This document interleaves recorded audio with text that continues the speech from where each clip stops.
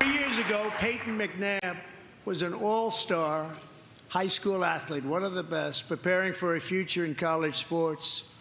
But when her girls' volleyball match was invaded by a male, he smashed the ball so hard in Payton's face, causing traumatic brain injury. President Trump invited Payton McNabb to his joint session of Congress, highlighting her story while talking about protecting female athletes with his executive order, No Men in Women's Sports. Payton McNabb joins me now. Payton, good morning to you. Thanks for hopping on. Good morning. Thank you for having me. Yeah, I know it was a late night last night. You've been instrumental in keeping female sports female. What was it like being in that audience for the president's speech and hearing him share your story to the world? I mean, what an incredible honor. This is something I'm never going to forget, and it was definitely just an overall amazing experience. I felt the energy in there, and I was just so thankful to be a part of such a historic event. Did you mostly receive a warm welcome last night? Yes, the overwhelming support was definitely outnumbered by the Democrats who ironically wore pink in symbolizing that they're the party for women, but didn't even stand or clap when I was being announced.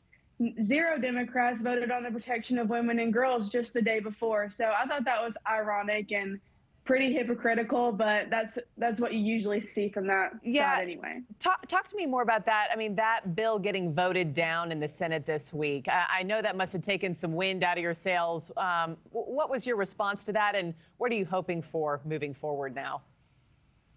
It was so sad to see. I mean, these Democrats, 0 of them voted on it, and we have been begging and pleading, and 80% of the country agrees with it. So I don't know why they're willing. This is the hill that they're willing to die on. A lot of them have daughters of their own, but every single one of them knows a woman in their life, whether that's their sister, their cousin, their mom, whatever. They have a woman that they know in their life, and they voted against them. Yeah. So they failed women, and it's completely sad and evil.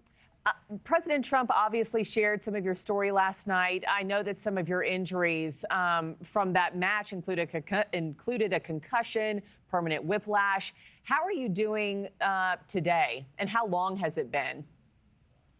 It's been over 2 years. Okay. Thankfully, the Lord has healed me a lot since then. So I definitely don't deal with all of those symptoms as much as I did before, but you know, there are still some things that have stayed, and the doctors don't know if I'll ever be 100% back, which is completely frustrating. But I am thankful for how far I have come from that day, and brain injuries are a slow healing process. So I'm just trying to heal the best I can and do the best I can. Yeah, one day at a time.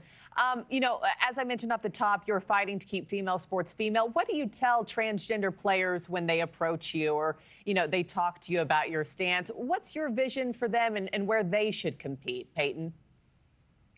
It's really simple. They can just compete on the men's team or whatever biological, wherever you were born or whichever, sorry, your biological DNA matters, and however you were born is the category that you need to play in. So it's really that simple. We're not in, everyone in this issue isn't anti anyone. We're pro women and pro common sense. This is just the way it is. So, you know, if they want to have their own category, they can go and do that too. But other than that, no one's getting put out of playing. Payton McNabb, I got to end it there, but please keep us posted what comes next for you in your fight for this. We appreciate your time this morning.